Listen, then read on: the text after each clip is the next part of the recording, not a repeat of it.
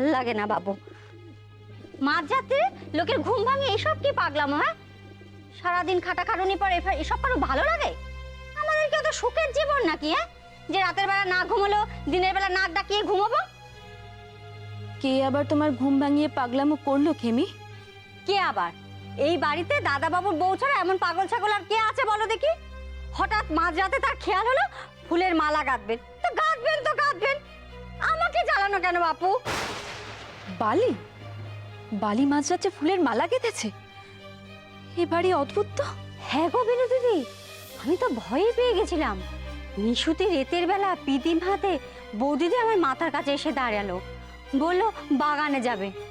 আমি কত করে বোঝালুম যে এমন রেতের বেলা বাগানে যেতে নেই কো, তেনাদের নজর লাগে, কিন্তু বৌদিদি আমার কোনো কথাই শুনলে নে, বলে কিনা একাই যাবে। আচ্ছা তুমিই বলো বিনু দিদি, অমন রেতের বেলা একা একা ওরম পাগল মানুষকে বাগানে ছাড়া যায়? তারপর বড় মা মেজো মা সবাই তো আমাকেই বকাঝকা করতো। বালি মাঝরাতে ফুলের মালা গাঁথতে যাবে কেন? ঠাকুর পুজো তো সকালে হয়, মালা গাঁথা তো সকালের কাজ। না না, এ ঠাকুর পুজোর মালা নয়, এ মানুষ পুজোর মালা। মানুষ পুজো? সে আবার কি? হ্যাঁ গো, ওই গোরা সাহেবদের তাড়ানোর জন্য যে যুদ্ধ চলছে, সেই যুদ্ধের জন্য বড় বড় নেতারা কলকাতায় এসেছেন। সেই বড় বড় নেতাদের নিয়ে কলকাতার কোথায় যেন মেলা লোক জমা হয়েছে। সেই বড় বড় নেতাদের জন্যই তো বৌদিদি মালা গেঁথেছেন। এত দূর? বাড়িতে তার মানে বিপ্লবের পাঠ ভালোই পড়ানো চলছে। আচ্ছা তুমি বলো বিনু দিদি, কোথায় কোন বড় বড় নেতা এসেছেন, তাতে আমাদের কি?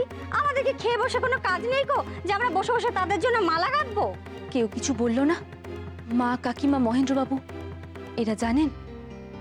কেউ ডাক দেয়নি ওকে? হ্যাঁ, দাদাবাবু তো খুব রেগে গিয়েছিল, বকাবকিও করেছিল, কিন্তু বড় মা ধমক দিয়ে সব থামিয়ে দিয়েছে। আর বিহারী বাবু, তিনি কোথায় ছিলেন? বালি শেষমেশ মালা গাঁথতে পারলো? হ্যাঁ গো বিনু দিদি, কারো কথা শুনলো নে। তারপর বিহারী দাদা সব মালাগুলো নিয়ে বেরিয়ে গেল। এরপর যদি বৌদিদি হাতে লাঠি সোটা বন্দুক নিয়ে যুদ্ধ করতে যায় না, তাতে অবাক হব নি, বুঝলে? কিচ্ছু ভাল লাগে না বাপু, সত্যি যা চলছে না, উফ। তার মানে বিহারী বাবুর সাথে আসার মাখামাখিটা আরো ভালো রকম ভাবে শুরু হয়েছে।